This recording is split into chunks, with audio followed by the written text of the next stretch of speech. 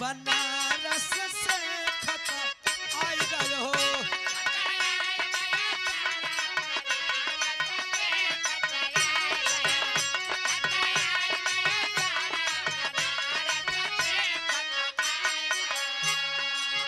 हो खाता पढ़ेला कि ना, पढ़े आवेला कि ना, बहिन बेचेला कि ना, बेचे आवेला कि ना, और टोवेला कि ना, टोवे आवेला कि ना, खाता आई गयो। हो खाता आई गयो सहारा बनारस से खाता आई गयो।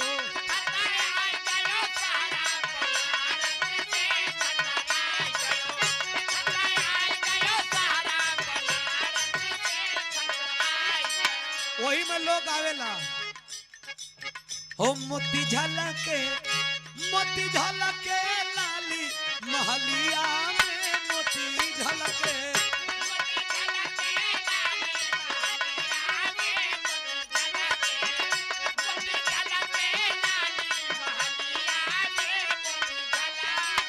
बारे माई बहिन लोगन एक तरह के गाड़ी दे दे तो आदमी मार कर दे, लेकिन पैसा दे दे कुल गाड़ी गवावेला लोगन, कैसे कुल गरियावल जाला।